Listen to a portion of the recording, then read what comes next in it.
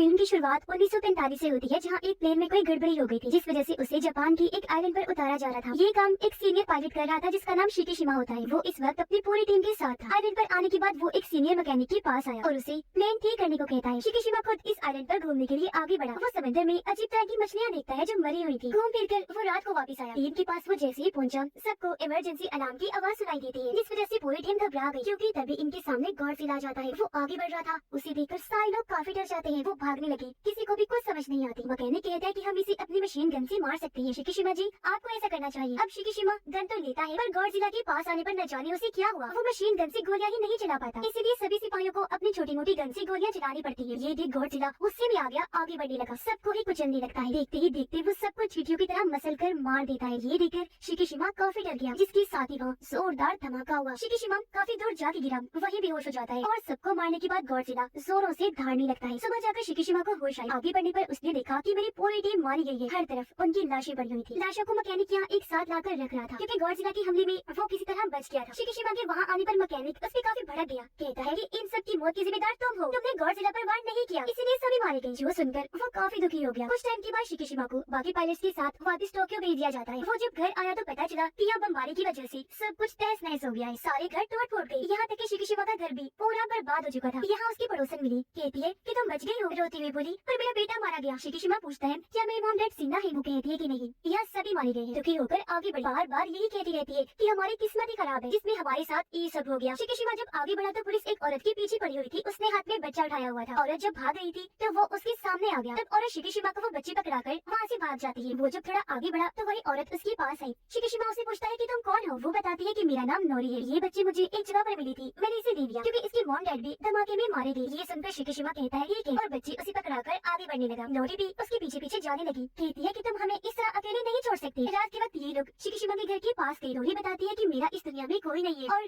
सच बात तो ये है कि इस बच्चे की मॉम ने इसे मेरे हवाले कर दिया था, ये कहकर कि अगर मुझे कुछ भी हुआ तो इसे तुम पाल लेना। जो सुनकर शिकीशिमा काफी खुश हो गया। कहता है कि तुम बहुत अच्छे इंसान हो जो इस छोटी सी बच्ची को पाल रही हो। अगले दिन काम की तलाश में शिकीशिमा आगे बढ़ा। पड़ोसन उससे पूछती है कि वो औरत और बच्ची कौन है। शिकीशिमा जवाब देता है कि मुझे नहीं पता, वो मेरे पीछे आ गई थी, हमारी तरह वो भी बेघर और लाचार है। पड़ोसन फिर पूछती है कि वो बच्ची हर वक्त क्यों रोती रहती है, क्या उसकी मॉम उसे दूध नहीं पिलाती, कोई चीज नहीं खिलाती? शिकीशिमा कहते है कि वो उस औरत नोरी की बच्ची नहीं है। ये सुनकर पड़ोसन को बच्ची पर तरस आ गया। वो उसे दूध पिलाती है। ये उसे शुक्रिया अदा कहती है और एक साथ ही रहने लगे। एक साल तक सब ऐसे ही चलता रहा। एक दिन शिकीशिमा कहता है कि मुझे गवर्नमेंट की एक नौकरी का खत मिला है, जिसमें मैंने समुद्र की गहराइयों में मिशन करने जाना है। दरअसल मेरा काम वहाँ बॉम्ब्स को ढूंढकर उन्हें खत्म करना है, जो माइंस खुदाई करके वहाँ लगाए गए हैं। वो दूसरी जंग के दौरान अमेरिका और जापान ने लगवाए थे वहाँ। नोरी कहती है मगर ये काम काफी खतरनाक लग रहा है। शिकीशिमा कहता है कि हाँ है तो खतरनाक, लेकिन इसके बदले हमें बहुत सारा पैसा मिलेगा, जिससे हम जिंदगी में आगे बढ़ सकते हैं, बहुत खुश रहेंगे, जो बच्ची के लिए बहुत जरूरी है। नोरी कहती है मगर मैं तुम्हें मरने नहीं देना चाहती। शिकीशिमा कहते हैं पर मुझे कुछ नहीं होगा, क्योंकि गवर्नमेंट हमें काफी अच्छे हथियार और कश्तियाँ दे रही है। पर अगले दिन शिकीशिमा जब काम पर गया तो उसे पता चला कि गवर्नमेंट ने इनके साथ बस झूठ बोला है, क्योंकि इन्हें बस आम से हथियार और कश्तियाँ दी जा रही है। यहाँ शिकीशिमा की मुलाकात डॉक्टर से भी हुई, जो इस पूरे मिशन के हेड थे। डॉक्टर उसे भी कश्तियों के बारे में सारी बात समझा देता। डॉक्टर के लोग एक माइन बॉम्ब को ढूंढ कर उस पर निशाना लगा रही थी। कई बार शूट करते ही, लेकिन उनका निशाना ठीक नहीं लग रहा था, हमेशा चूक जाता था। मगर जब शिकीशिमा निशाना लगाता है तो वो आसानी से ही माइन बॉम्ब को फोड़ देता है, जो देखकर डॉक्टर काफी खुश हो गया। रात को शिकीशिमा को वही सपना आया, जिसमें गॉडजिला उसके साथियों को कुचलता हुआ आगे बढ़ने लगता है। ये भयानक सपना देखकर शिकीशिमा चौंक और चाहता है अपने साथियों की मौत पर काफी दुखी होने लगा। नोरी उसे पानी पिलाती है। शिकीशिमा बताता है कि मुझे ऐसे भयानक सपने आते रहते हैं, उम्मीद करता हूँ कि जल्द मैं ये सब भूल जाऊँ। वो काफी दुखी होने लगा। तब नोरी उसे संभालती है। अब एक आइलैंड पर न्यूक्लियर धमाका हुआ, जो अमेरिका ने करवाया होता है। फिर ऐसे वक्त गुजरता गया, जहाँ शिकीशिमा अपनी टीम के साथ और भी कई सारे बॉम्ब्स को तबाह कर देता है और हंसी खुशी नोरी और बच्ची के साथ रहने लगता है। ये लोग अपना घर भी बना लेते हैं, जहाँ शिकीशिमा अपनी पूरी टीम को लाया। नोरी सबके लिए खाना बनाती है। सब काफी खुश हुए, उन्होंने तारीफ की। कहती है भाभी खाना बहुत मजे का बना है। ये सुनकर नोरी कहती है मैं शिकीशिमा की वाइफ नहीं हूँ, जो सुनकर पूरी टीम काफी चौंक जाती है। तब शिकीशिमा उन्हें बताता है कि धमाके की बात से ही ये मेरे साथ रह रही है, क्योंकि इसका मेरी तरह कोई भी नहीं है, और ये बच्ची भी हम दोनों की नहीं है। जिस पर टीम कहती है कि आप दोनों को शादी कर लेनी चाहिए। एक दिन नोरी शिकीशिमा को कहती है कि मुझे एक जगह पर नौकरी मिली है, मैं जल्द ही अपने पैरों पर खड़ी हो जाऊँ और बच्ची को पड़ोसन संभाल लेंगी। मेरी उनसे बात हो गई है, जिस पर शिकीशिमा भी मान जाता है। अब बताया गया कि अमेरिका जगह जगह न्यूक्लियर हमले करवा रहा है, जिसका उल्टा असर ये हुआ कि गॉडजिला और ज्यादा बड़ा, खतरनाक और ताकतवर बन गया है, और अब वो जापान की तरफ बढ़ रहा था। अब ये टीम जब आगे बढ़ी तो इन्हें वो शिप बर्बाद हुई नजर आई, जो 1945 में गॉडजिला के हमले से बर्बाद हुई थी। ये देखकर टीम काफी चौंक गई। वो सोचती है कि ये काम भला कौन सा जानवर कर सकता है जो इतना बड़ा था। तब शिकीशिमा बताता है कि ये गॉडजिला ने किया था, क्योंकि वहाँ उसे मरी हुई मछलियाँ नजर आ जाती है। वो बताता है कि जब भी गॉडजिला ऊपर आने वाला होता है तब वो नीचे के जानवरों को मार कर ऊपर भेज देता है। ये चीज मैंने एक आइलैंड पर देखी थी। अब अचानक ही कई सारी बड़ी मरी हुई मछलियाँ शिप के चारों तरफ फैल जाती है। जो देख शिकिशिमा काफी घबरा गया क्योंकि समझ गया था कि यहाँ पे गॉडजिला आ रहा है। वो डरते हुए कहता है कि हमें यहाँ से जल्द से जल्द निकलना चाहिए, जिसके साथ ही गॉडजिला पानी से बाहर आ जाता है। वो इनकी शिप के पीछे लग गया था और ये लोग तेजी से आगे बढ़ रहे थे। शिकिशिमा और डॉक्टर एक काफी बड़ा बॉम्ब पानी में फेंकते हैं जो गॉडजिला से जा टकराता है। इन्होंने कई सारे धमाके किए पर गॉडजिला का जिस्म इतना मजबूत था कि इन धमाकों का उस पर कोई असर नहीं होता, बल्कि अब वो अपना मुंह भी बाहर निकाल कर आगे बढ़ने लगता है। ये लोग एक और बॉम्ब पानी में फेंकते हैं लेकिन बॉम्ब को फोड़ने वाली तार ही कट हो जाती है। इसीलिए शिकिशिमा ऊपर आकर मशीन गन से गॉडजिला के मुंह में कई सारे शॉट्स करता है, जिससे वहाँ धमाके होने लगे और गॉडजिला के मुंह का एक हिस्सा तबाह हो जाता है। लेकिन अचानक ही खुद ब खुद हील होकर ठीक हो जाता है और अब वो पूरा उठ खड़ा हुआ इससे पहले शिप पर हमला करता, तभी दूसरी साइड से जापान की आर्मी आकर अंधाधुंध गॉडजिला पर हमले करने लगती है, जिससे वो काफी गुस्से में आ गया। शिप के नीचे से जाकर हमला कर देता है। पूरी शिप को पलटने लगा मगर वो लोग अभी भी नहीं रुकते, बार बार उस पर वार करते रहते हैं, जिससे गॉडजिला भी जख्मी हो गया पानी में चला जाता है और अब वो खतरनाक लहरें छोड़कर शिप को पलट के ही रख देता है। फिर पानी से बाहर आकर जोर से दहाड़ने लगा। शिकिशिमा की टीम काफी डर जाती है और अब वो वापस से पानी में चला जाता है। इस हमले में शिकिशिमा भी काफी जख्मी हो गया। वो जब घर आया तो नोरी उसे देखकर काफी परेशान हो जाती है, कहने लगी कि तुमने इतने सालों से हमें संभाल रखा है पर आज तक नहीं बताया कि तुम इतने परेशान क्यों रहती हो। शायद तुम मुझे अपनी जिंदगी का हिस्सा नहीं समझती और अगर तुम अपने दुखों को सुनाकर बांट लोगे तो वो तुम्हें कम लगेगी। तब शिकिशिमा बताता है कि 1945 में मेरी गलती की वजह से सारी टीम मारी गई। मुझे मशीन गन से गॉडजिला को मारना था लेकिन मैं काफी डर गया, हमला मुझसे हुआ ही नहीं, इस वजह से गॉडजिला ने मेरी पूरी टीम को मार दिया। ये सुनकर नोरी उसे संभालती है कि देखो जो किस्मत में लिखा है वो होकर ही रहता है और जिसे जिंदा रहना है वो किसी भी हालत में नहीं मरेगा। शिकिशिमा कहता है मैं हर रोज ये चीजें याद करके मरता हूँ, काश मैं भी उनके साथ उसी आइलैंड पर ही मर जाता। नोरी फिर उसे समझाती है कि देखो अगर आज तुम जिंदा हो तो जरूर तुम्हारी जिंदगी का कोई बड़ा मकसद बाकी। उधर समंदर में गॉडजिला फिर से आ गया जो अब एक शिप की तरफ बढ़ने लगता है। वो टीम भी गॉडजिला पर अंधाधुंध हमले करने लगती है। घर में शिकिशिमा बच्चे के साथ था जहाँ अचानक इमरजेंसी अलार्म बजने लगता है। रेडियो में बताया जा रहा था कि गॉडजिला ने एक शहर पर हमला कर दिया, जो सुनकर शिकिशिमा को नोरी के लिए काफी फिक्र होने लगी क्योंकि वो भी उसी शहर में ही नौकरी के लिए गई, जबकि उस शहर में गॉडजिला तबाही मचाता हुआ आगे बढ़ने लगता है। इस वक्त नोरी एक ट्रेन में बैठी गॉडजिला को देख रही थी और अब वो उस ट्रेन पर ही हमला करके पूरे ट्रेन को ही उठा लेता है। वो नोरी वाले ट्रेन के डब्बे को मुंह में लेकर चबाने लगता है। नोरी काफी डर गई जो एक जगह लटकी हुई थी और अब वो अपनी जान बचाने के लिए पानी में कूद पड़ती है। यहाँ कुछ रिपोर्टर्स गॉडजिला की रिपोर्टिंग कर रहे थे उसकी वीडियो बनाकर, उन्हें वो देख चुका था और अब गॉडजिला उनकी तरफ बढ़ने लगा लेकिन वो फिर भी वहाँ से नहीं हटी। गॉडजिला वहाँ आकर मुक्के से उस पूरे टावर को तबाह कर देता है। वो टूट गया जिससे सारे रिपोर्टर्स मारे जाते हैं। नोरी जब भाग रही थी तो यहाँ शिकिशिमा आ गया और अब ये दोनों सारे लोगों के साथ भागने लगते हैं। गॉडजिला भी उनके पीछे पीछे ही था जहाँ आर्मी उस पर टैंक से हमले कर रही। उसे गुस्सा आ गया और अब गॉडजिला की पंख और पीठ से नीले रंग की रोशनी निकलने लगती है, जिसके साथ ही वो खतरनाक शुआएं लहरें बाहर निकालने लगता है। ऐसा होते ही वहाँ जोरदार कई सारे धमाके होने लगे जो वहाँ के सभी लोगों और बिल्डिंग्स को अपनी लपेट में लेने लगी। शिकिशिमा को इससे बचाने के लिए नोरी उसे धक्का दे देती है और इस हमले की तबाही को अपने ऊपर ले लेती है। कुछ देर के बाद शिकिशिमा जब बाहर आया तो उसे नोरी समेत दूर दूर तक कोई भी दिखाई नहीं देता। हर चीज तबाह बर्बाद हो चुकी थी और अब नोरी की मौत की वजह से शिकिशिमा काफी दुखी हो जाता है और फूट कर रोने लगा। यह गॉडजिला चिल्लाते धाड़ते हुए आगे बढ़ने लगता है। उसे देखकर शिकिशिमा को भी गुस्सा आ गया। वो भी बदला लेने के लिए धाड़ने लगता है। शहर में सारे लोग हर तरफ फैली तबाही को देखकर काफी परेशान हो जाते हैं और अब से फिर गॉडजिला पर ये लोग रिसर्च करने लगे। घर आकर शिकिशिमा नोरी के लिए दुआ करवाता है। बच्ची को भी संभाल रहा था जो काफी रो रही होती है। डॉक्टर यहाँ सबको बताता है कि गवर्नमेंट ने हमें और बाकी दुनिया भर की सिपाहियों को गॉडजिला को रोकने के लिए चुना है और अब मेरे पास एक प्लान है। जिसके बाद वो ने उस जगह पर लाता है जहाँ गॉडजिला को रोकने वाली पूरी टीम थी और तभी यह जनरल आकर सबसे मिलते हैं। कहते हैं कि गॉडजिला के हमले काफी बढ़ चुके हैं, इन हालात में हमारी मदद कोई नहीं करेगा, हमें जो भी करना है खुद ही करना होगा। फिर वो बताता है कि गॉडजिला को हराने के लिए डॉक्टर ने एक प्लान बनाया। जिस सुनकर सारे लोग कहते हैं कि हमने गॉडजिला को अपनी आंखों से देखा है, वो बहुत ताकतवर खतरनाक है, उसे हम किसी भी तरह नहीं रोक सकते। ये सुनकर डॉक्टर कहता है मैं एक नेवी ऑफिसर भी हूँ, साथ ही एक साइंटिस्ट भी हूँ। हमने गॉडजिला पर हमला किया था जिसमें हम कामयाब भी हुए थे। हमने उसका आधा चेहरा धमाके से उड़ा दिया था लेकिन वो दोबारा हील होकर ठीक हो गया था। पर इस बार हमारे पास नया प्लान है। हम शिप्स के जरिए गॉडजिला के जिस्म के अलग अलग हिस्सों पर गैस के सिलेंडर लगा देंगे, फिर उसी की स्पीड से काफी तेजी से उसे समंदर की गहराइयों में फेंक दिया जाएगा। जिस समंदर में हम ये करने वाले हैं वो काफी गहरा है। गहराई में जाने की वजह से प्रेशर उसका जिस्म बर्दाश्त नहीं कर पाएगा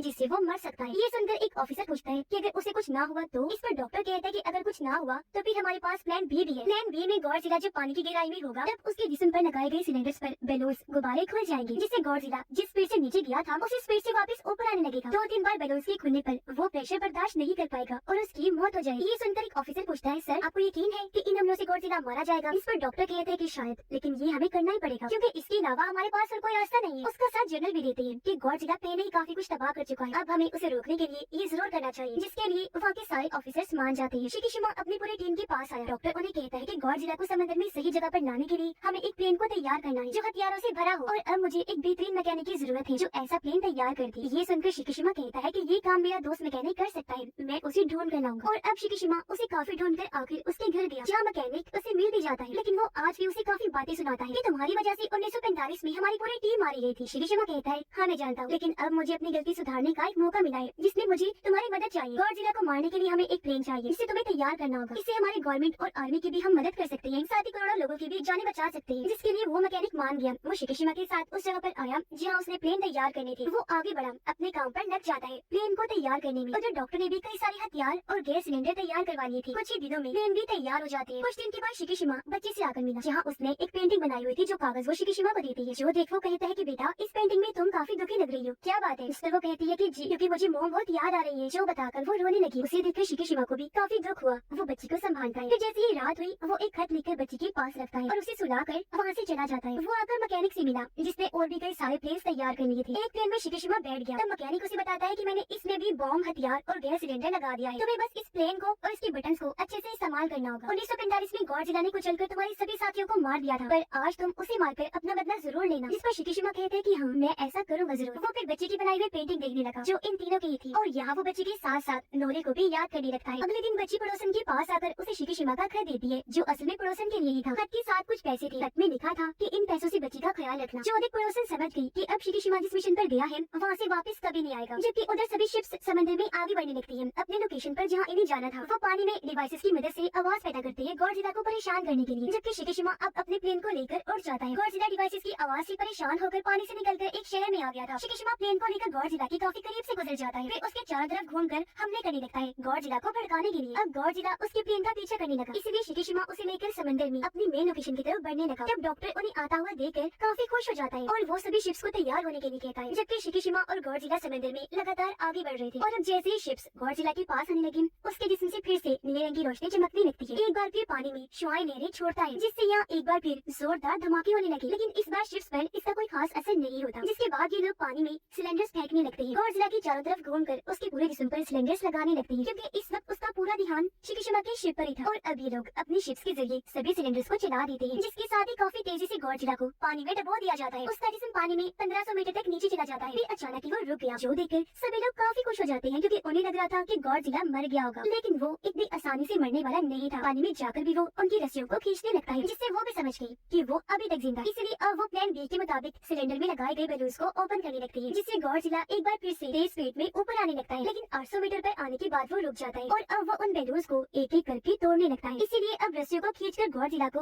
ऊपर लाने की कोशिश की जाती है। कुछ ही देर में वो ऊपर आ तो गया पर उसके जिस्म पर एक भी खरोच नहीं आई होती। वो जोर से धारने लगा, फिर से शुआओं की लहर बनाने की तैयारी करता है। उसका खतरनाक बड़ा सा मुंह देखकर सब लोग काफी डर जाते हैं। अपनी मौत को सभी लोग अपनी आंखों के सामने देख रहे थे। वो हिम्मत अब हार चुकी थी, लेकिन अभी भी शिकीशिमा प्लेन में बैठकर आगे बढ़ रहा होता है जहाँ उसे अपने मरे हुए साथियों के साथ ही नोरी की भी याद आने लगती है और उसे एक बार फिर बदलने का ख्याल आया। इसीलिए अपने प्लेन को लेकर वो गॉडजिला के मुंह में ही घुस जाता है और अब जैसे प्लेन तबाह हुआ काफी बड़े धमाके के साथ गॉडजिला का पूरा मुंह ही उड़ जाता है। ये देखकर डॉक्टर और सारे लोग शिकीशिमा की मौत पर काफी दुखी हो जाते हैं। पर कुछ ही दूरी पर पैराशूट पर उड़ते हुए उन्हें शिकीशिमा नजर आ जाता है जो देखकर सभी काफी खुश हो जाते हैं कि थैंक गॉड वो अभी जिंदा है। इस सब के बारे में रेडियो के जरिए मैकेनिक को भी पता चल गया था जो जानकर वो भी काफी खुश हो जाता है और उसे याद आया कि हाँ मैंने शिकीशिमा को बताया था कि इस प्लेन में पैराशूट भी है। उसे इस बात से काफी खुशी हुई कि उसने अपनी जहानत से इस मिशन को कामयाब बना लिया क्योंकि पैराशूट से उड़ते हुए शिकीशिमा देखता है कि गॉडजिला का बिना मौका जिस्म नीली रोशनी छोड़ते हुए कई सारे टुकड़ों में बढ़ जाता है और वो सारे टुकड़े पानी में जा गिरते हैं और इस तरह गॉडजिला का खात्मा हो जाता है। सभी लोग शिकीशिमा की बहादुरी पर काफी खुश हुई, उसे इज्जत के तौर पर सल्यूट करते हैं और अब यह मिशन भी पूरा होते ही ये लोग वापस बेस पर आए जहाँ भी सारे लोग काफी खुश थे। यहाँ मैकेनिक शिकीशिमा से मिलकर उसे गले से लगा लेता है, कहने लगा कि शुक्र है आखिरकार अपनी बहादुरी से तुमने ये कर ही लिया। यहाँ उसे मिलने पड़ोसन और बच्चे भी आए। पड़ोसन उसे एक खत देती है जो पढ़कर शिकीशिमा काफी हैरान भी हुआ, साथ ही काफी खुश भी हो जाता है क्योंकि ये खत नोरी का था जो भी जिंदा थी और घर में इनका इंतजार कर रही थी। ये लोग घर आकर नोरी से मिलते हैं जो हमले में किसी तरह बच गई थी पर काफी जख्मी थी। ये तीनों एक दूसरे से मिलकर बहुत खुश हो जाते हैं। नोरी से पूछती है क्या तुम्हारी जंग खत्म हो गई? जिस पर वो मुस्कुरा कर कहता है कि हाँ